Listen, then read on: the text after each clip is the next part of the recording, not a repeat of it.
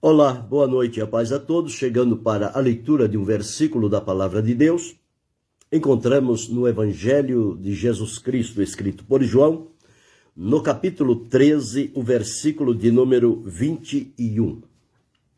Assim está escrito: Tendo Jesus dito isto, turbou-se em espírito e afirmou, dizendo: na verdade, vos digo, que um de vós me há de trair. Estas foram palavras de Jesus por ocasião da última Páscoa, que ele decidiu celebrar com os seus discípulos, ocasião da instituição da ceia. Mas nós entendemos aqui que o Senhor Jesus estava já há 3 anos trabalhando com os seus discípulos, aqueles que ele escolheu e trouxe para perto de si, e os que Jesus chamou e vieram como discípulos, tornaram-se aprendizes, porque Jesus dava o exemplo, fazia a demonstração, depois dava o ensino, o conteúdo, o fundamento daquilo que estava sendo feito. E ele escolheu, então, dentre a multidão, ele escolheu 12 para que estivesse mais próximo dele. O nome desses 12 que Jesus escolheu, ele está registrado aqui no Evangelho de Mateus, no capítulo 10, os versículos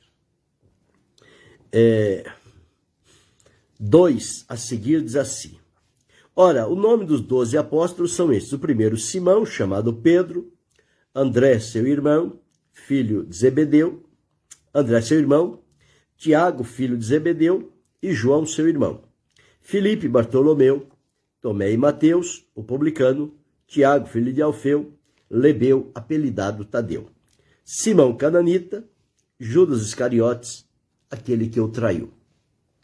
Esta informação, aquele que o traiu, ela veio depois. Nós entendemos que o Evangelho de Mateus foi escrito depois da morte, ressurreição e ascensão de Jesus. O primeiro evangelho escrito foi Marcos, depois vieram os outros, em Mateus. Então, Judas Iscariotes foi escolhido também como sendo o número dos 12. Com estes, Jesus então começou a abrir o coração, porque ele veio do Pai com uma finalidade, um propósito, para realizar a vontade do Pai, conforme estava escrito na Escritura e havia sido profetizado anteriormente. Então, com estes, Jesus começou aquele relacionamento e Jesus não tinha restrição com nenhum desses 12. Todos eles estavam no mesmo pé de igualdade diante de Jesus para ali ver, ouvir e guardar no coração o que Jesus fazia e ensinava, porque futuramente eles iriam precisar praticar aquelas lições que eles aprenderam de Jesus. Aprenderam da melhor forma com o melhor mestre que já existiu, Jesus. Isto ficou gravado tanto no coração como no subconsciente deles. E eles jamais esqueceram as lições que foram ensinadas por Jesus. Então, todos esses 12 aprenderam a mesma lição. Seguiu caminhando o primeiro ano de ministério, o segundo ano, o terceiro ano, os problemas, as dificuldades, as ameaças, provocações, os impedimentos, tudo que Jesus enfrentou, eles tiveram acesso e proximidade com Jesus. Jesus não escondeu nada de nenhum deles, porque ele os estava preparando para o futuro próximo que se avizinhava. No entanto, o treinamento de Jesus era intensivo. Não podia deixar as coisas no ar. Portanto, ele via ensinando. Quando chegou este momento, Jesus entendeu que era chegado a hora de ele ser entregue na mão dos malfeitores.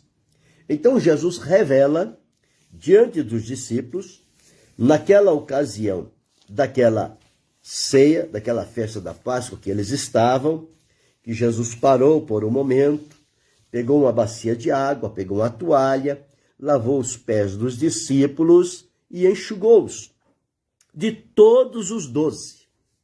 Não ficou um de fora. Pedro, quando Jesus foi lavar, ele disse, não, o Senhor nunca vai lavar meus pés. Jesus disse, Pedro, se eu não te lavar, tu não tens parte comigo. Então ele disse, não somente os pés, mas a mão e a cabeça também. Jesus disse, não, no demais, vós já estáis limpo pela palavra que eu vos tenho falado. Só há necessidade de lavar os pés por causa da poeira do caminho. Terminado isto, Jesus volta à mesa e pergunta a eles, entendeis o que vos tenho feito? Vós me chamais mestres e senhor, e dizeis bem porque eu sou. Ora, se eu, senhor e mestre, vos lavei os pés, vós deveis lavar os pés uns dos outros. Passou este momento, Jesus retorna à mesa, continua com eles, e chega a este momento que li no texto, li somente o versículo 21, mas o texto diz assim, tendo Jesus dito isto, quer dizer, que ele o que iria acontecer com ele. E ele disse, olha, não falo de todos vós, eu bem sei os que tenho escolhido, mas para que se cumpra a escritura, o que come o pão comigo levantou contra mim o seu calcanhar. Então Jesus aqui já estava dando uma entrada de alguma coisa que Jesus, na sua onisciência, já sabia, mas os discípulos não sabiam nada. Então Jesus fala sobre isto. Quem come pão comigo, levantou contra mim o seu calcanhar. Quer dizer, alguém próximo de Jesus chegaria o momento que tomaria uma outra posição e então colocaria tudo a descoberto de maneira negativa.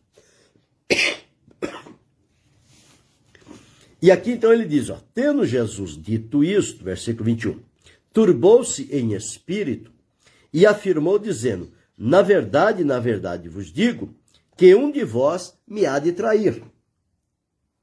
Ora, terminado a ceia, quando Jesus instituiu ali, na festa da Páscoa, a ceia para ser observada pelos discípulos, Jesus dá esta palavra. E olha para todos, ele diz, olha, um de vós vai me trair. Ele não diz quem é, ele não aponta, ele não diz o nome. Ele só diz, um de vós me há de trair. Os discípulos foram tomados de surpresa por essa revelação de Jesus, porque isso jamais estaria presente no pensamento deles. Então os discípulos começaram a olhar um para o outro, duvidando de quem ele falava. Então o ambiente ficou um ambiente meio desagradável pelo seguinte, um ficava olhando para o outro e dizia, será que é ele? Será que é aquele? Será que é aquele outro? O outro olhava para mim e dizia, será que é ele? Ninguém sabia quem era, portanto, eu não sou. Se não sou eu, pode ser o que está à minha direita, o que está à minha esquerda, o que está à minha frente, somos em 12, não sou eu. Então, dentre os 11, é um dos 11 que vai ser o que vai trair a Jesus. Então ficou aquela conversa, um ambiente desagradável quando há uma notícia semelhante a essa. Isso quebra a comunhão, quebra a concordância, quebra a unidade. Mas Jesus aqui estava revelando o que os discípulos não sabiam. Então, quando eles começam a perguntar, ora, um dos discípulos, aquele a quem Jesus amava, estava reclinado no seio de Jesus. Esse discípulo a quem Jesus amava, pela linguagem da Escritura, nós entendemos que era João, o discípulo. E Simão Pedro fez sinal a João para que ele perguntasse a Jesus quem era aquele de quem ele falava. Visto que não era João, não era Pedro. Sobraram 10. Então quem é? Como João tinha mais afinidade com Jesus, Pedro então disse, João, pergunta para ele quem é. E João diz aqui, inclinando-se ele sobre o peito de Jesus, disse-lhe, Senhor, quem é? Nós precisamos saber quem é este que o Senhor disse que vai traí-lo. Jesus responde. Jesus respondeu, é aquele a quem eu der o bocado molhado. O pão vai molhar e vai dar a alguém. Jesus disse aqui antes que era aquele que comia com ele, que comia pão com ele.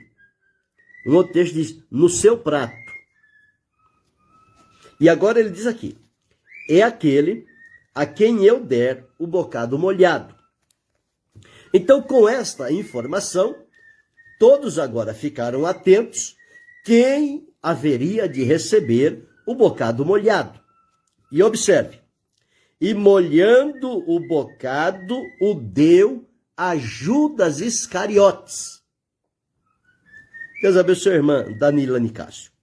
Então, Jesus, molhando o bocado, deu a Judas Iscariotes, filho de Simão, um dos 12 discípulos escolhidos por Jesus.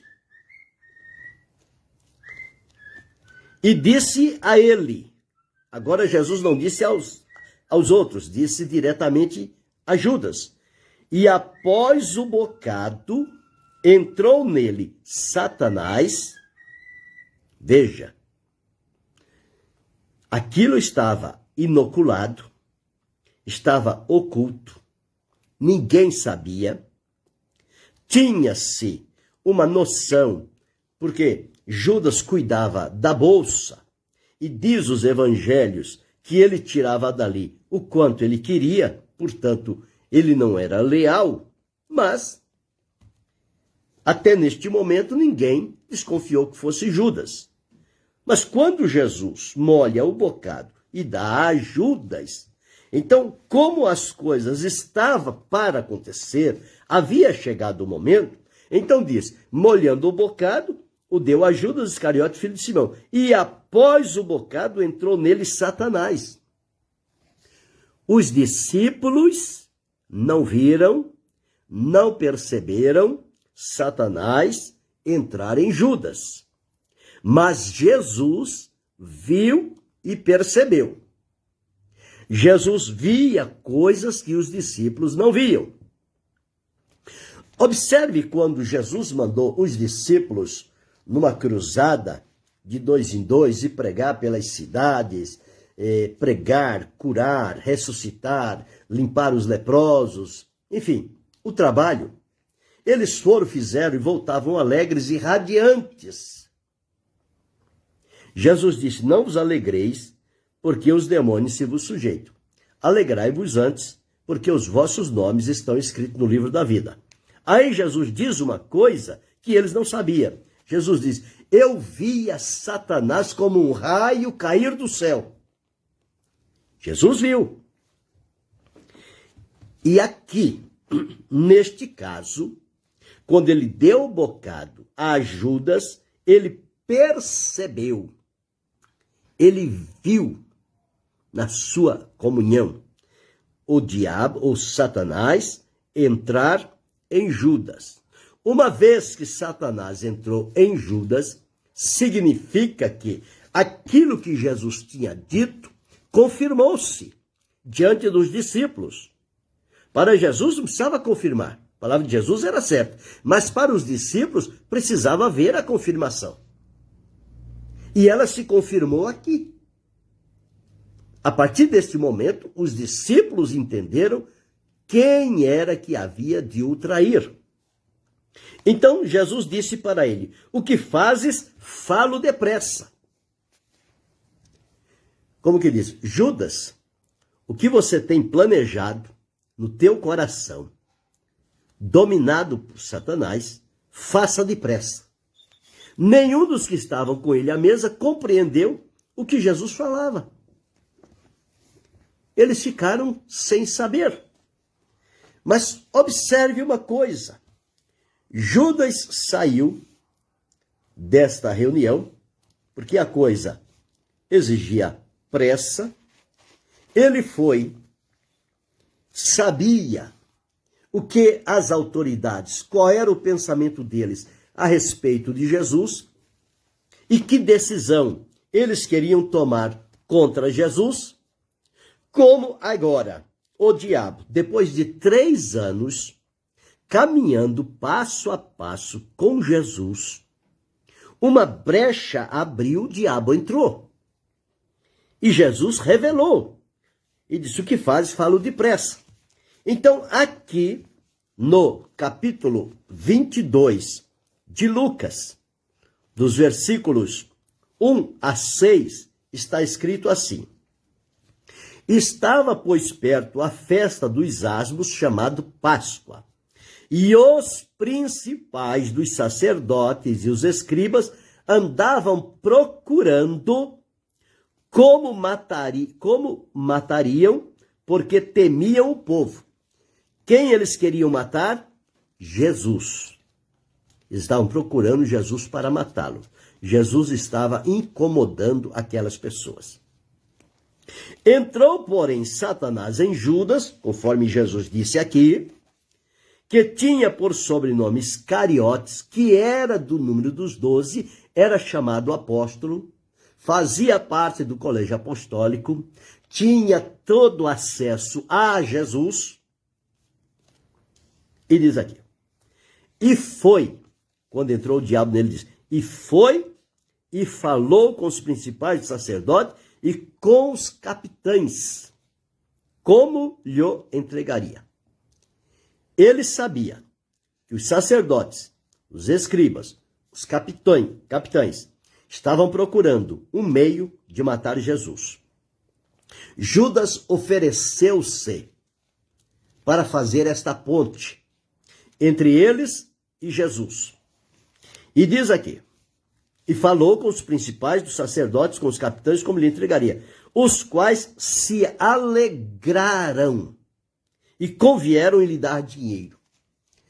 Judas deixa agora a presença de Jesus, possuído agora por Satanás.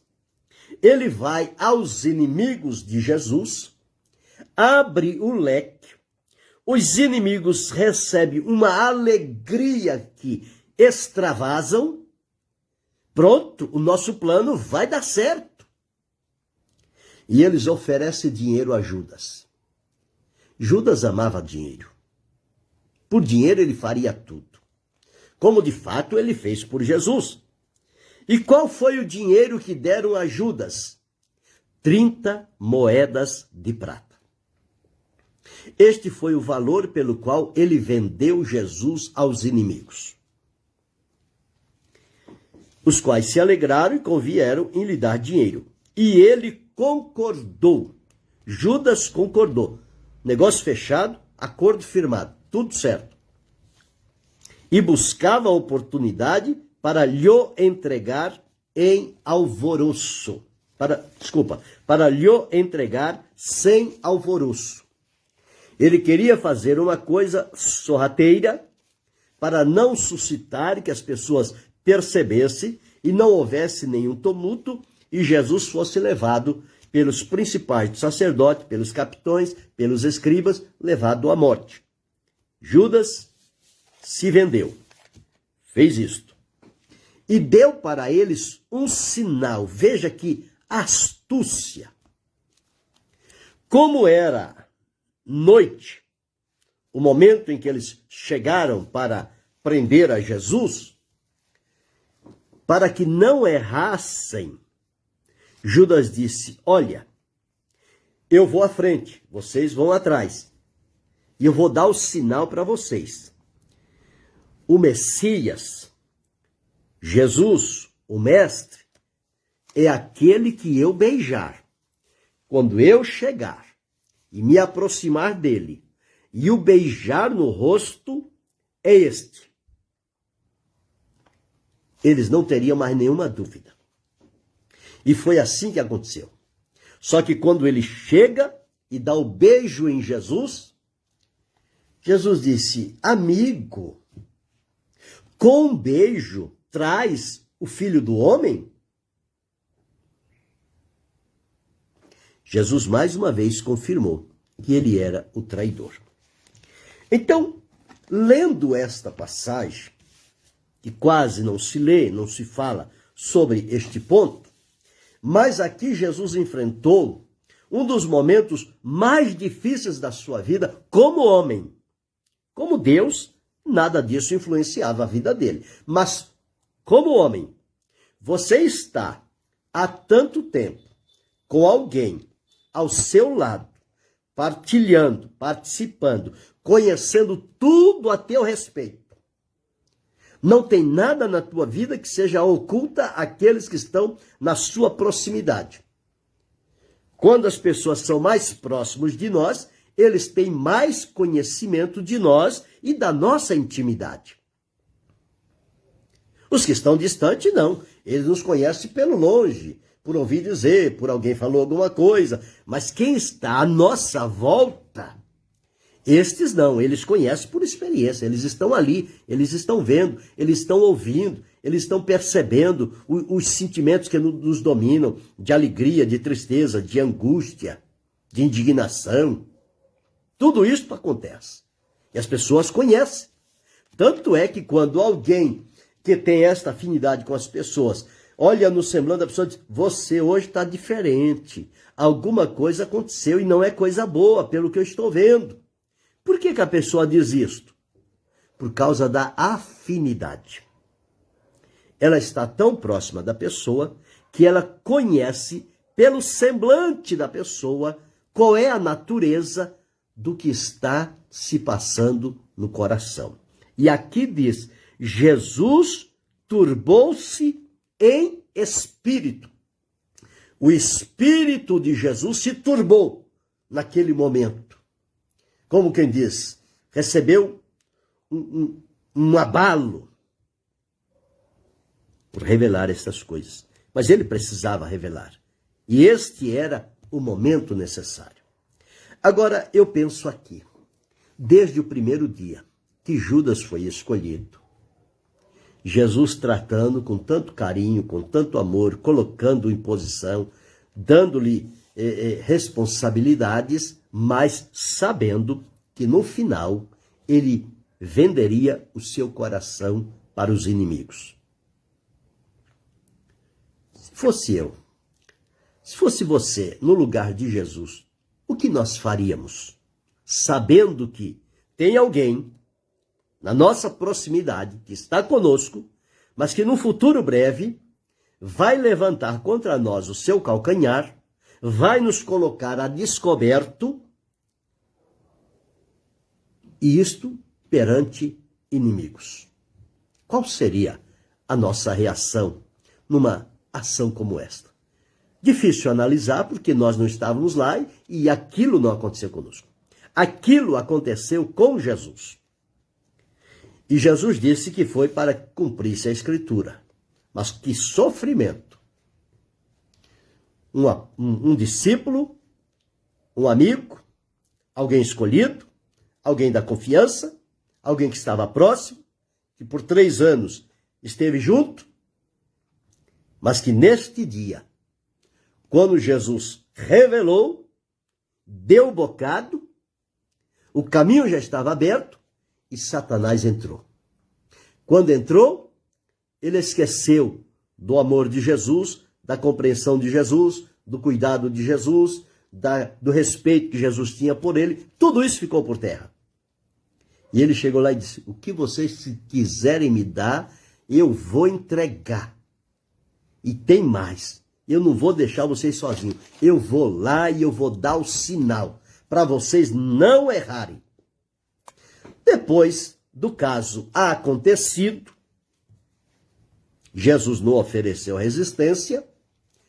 Judas teve não arrependimento, teve remorso, quis voltar atrás, mas já era tarde. O que ele tinha feito já tinha corrido o mundo. Não tinha mais como voltar atrás. E ele pega aquelas moedas e joga no templo. E as pessoas dizem: aquelas moedas são moedas de sangue. Foram as moedas pelas quais a vida de Jesus foi comprada por eles, vendida por Judas. E então o que eles fazem? Ele não procurando o arrependimento, mas o remorso, a tristeza do remorso. A pessoa sente pelo que fez, mas não se arrepende. Não se humilha. Diferente de Pedro quando negou o mestre. Quando chegou diante de Jesus, ele chorou amargamente e arrependido. E foi restaurado. Judas não se arrependeu. Judas teve remorso. Então aí que se diz o arrependimento verdadeiro, o arrependimento falso. O falso é o remorso. A pessoa sente, mas não se arrepende, não muda de ideia. Tanto é que ao invés dele ir a Jesus, ele foi se enforcar. E morreu enforcado. Com aquele dinheiro, compraram um campo chamado Campo de Sangue, onde ele foi sepultado. Agora, isto aconteceu com Jesus. Se com Jesus, o Filho de Deus, aconteceu isto, o que nos acontece conosco? Comigo, com você, com cada um de nós, com aqueles que conhecemos. Quantos ao longo da história nós temos conhecimento de que pessoas que estavam dentro do coração delas, de repente, se volta numa condição semelhante a essa de Judas e torna-se um inimigo ferrenho e abre, coloca descoberto tudo da vida da pessoa e alimenta com informações os inimigos para que eles tenham estratégias eficientes para surpreender aqueles que eles não suportam. Isto é terrível. É muito doído, é um sofrimento. Em linhas gerais, por exemplo, a pessoa está num determinado lugar. Tem um amigo. Esse é meu amigo, meu irmão de sangue. Não tenho segredo nenhum com ele. Mas um determinado dia, por uma decisão, às vezes um desencontro, aquele melhor amigo deixa de ser o melhor amigo e passa a ser o pior inimigo. E ele então vai aos inimigos, que sabe que são nossos inimigos, ele vai até a eles e os alimenta com tudo que ele tem de conhecimento a nosso respeito. Coloca ali, na mesa, e faz aquele fuzuê tremendo. Isto é muito doído, é muito triste. Quantas vezes isto acontece no casamento? O marido, a mulher, casam-se por amor, prometem-se, amarem-se até o fim, não há segredo entre eles. De repente, um se deixa dominar por Satanás, alimenta a mente com outras coisas, rompe a fidelidade e agora coloca a descoberto tudo aquilo da pessoa com o qual ele tinha este relacionamento este contato. Abre a descoberto a vida da pessoa. Faz um inferno da vida da pessoa. E muitos não suportam.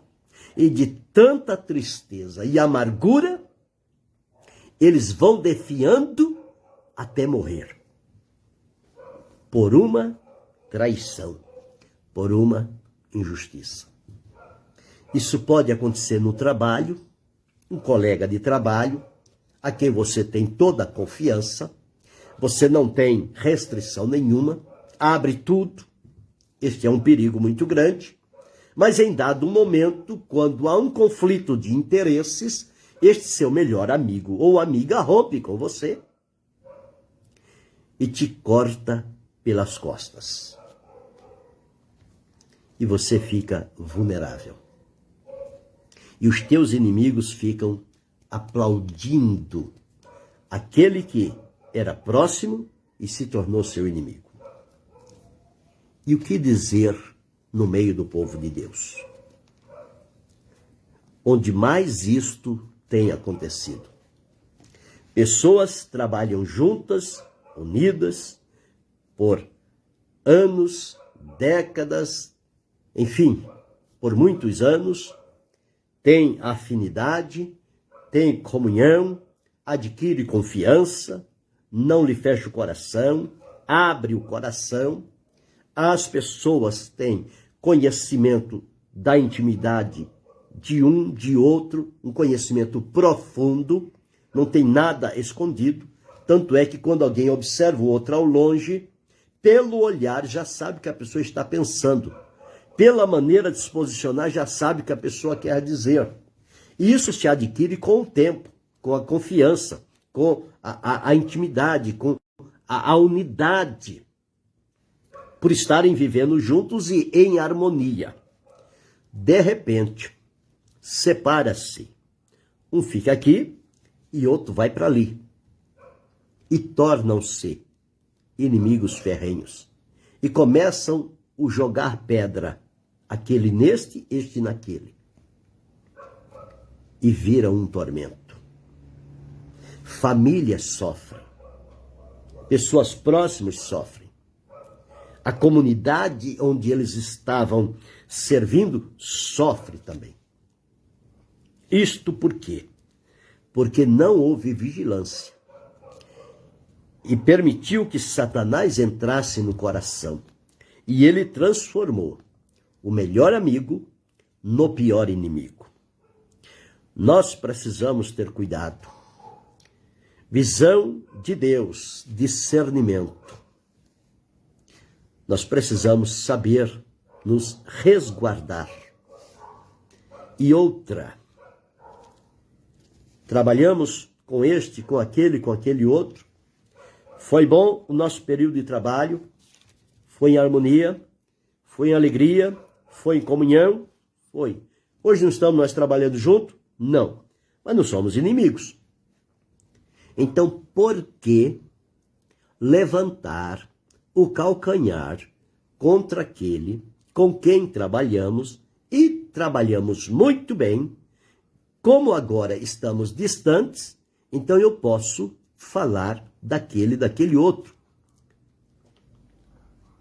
Praticar o que Judas fez, trair o seu melhor amigo. A Bíblia mostra dois amigos que trabalharam juntos, Paulo e Barnabé. Trabalharam juntos na obra missionária. Barnabé levou João Marcos, Paulo concordou, mas na primeira viagem João Marcos desistiu, voltou para trás. Na segunda eles queriam levar e Paulo disse para Barnabé não. João Marcos não, porque na primeira vez ele desistiu, então não firmou a confiança para ele continuar no grupo. E aí houve uma separação entre Paulo e Barnabé. Barnabé pegou João Marcos, seguiu seu caminho. Paulo pegou um outro cooperador e seguiu o seu caminho. Mas Barnabé não traiu a Paulo e Paulo não traiu a Barnabé. Eles mantiveram a comunhão, a união. Só que para não deixar João Marcos, Barnabé decidiu ir com ele e Paulo foi com outro. Passaram-se anos. Lá no final, quando Paulo estava na prisão, ele disse: manda vir ter comigo a João Marcos, porque ele me é muito útil na obra do Senhor. Observe, no princípio ele não era útil, era inexperiente, estava começando. E por conta daquela escolha, Paulo e Barnabé se separaram. Mas se separaram em paz, em harmonia, em comunhão, sem nenhum conflito, sem nenhuma acusação. Lá na frente, Paulo precisou e João Marcos se dispôs a ir ter com Paulo.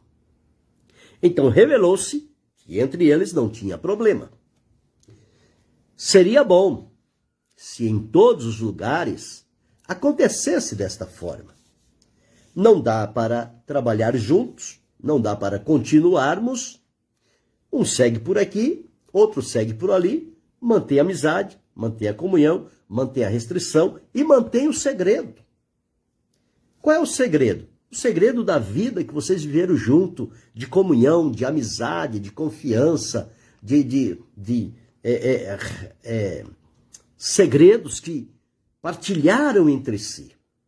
Não é porque um foi para lá, outro foi para cá, que agora se tornaram inimigos e tem que ser o Judas do século XXI. Mas há muitos que estão vestindo a capa de Judas por traírem aqueles que os abraçaram, que os trouxeram ao coração, que cuidaram deles, e no momento em que não deu para continuar por várias situações, eles então se voltam contra e passam a se tornar inimigos ferrenhos uns dos outros. É o que Paulo chama de falsos irmãos. Enquanto estamos juntos, somos todos bons irmãos. Quando não estamos juntos, somos um falso irmão. É mais ou menos por aí. Então precisamos ter muito cuidado com isto. O que Jesus passou serve de lição para nós. Às vezes, sem que nós o saibamos, na nossa proximidade, existem aqueles que estão conosco, mas de um momento para outro, eles poderão permitir que uma brecha se abre e tomar um outro rumo, uma outra direção. E o que tem de nós neles? E como eles vão levar isso à frente? Então precisamos ter cuidado. Então, precisamos cuidar para não sermos os Judas dos dias de hoje. Esta é a lição que tenho que aprender. Respeitar, honrar e agradecer a Deus pela vivência com aqueles com os quais trabalhamos em vários lugares. Mas nunca abrir a boca para dizer uma palavra sequer contrária ou depreciativa com relação àquelas pessoas. Se tiver que falarmos, falemos bem. Se alguma coisa não se resolveu, silenciemos. É o melhor caminho a fazer. Nunca vamos imitar o caminho de Judas. Deus nos livre de entrar por este caminho. Querendo Deus, amanhã retornaremos.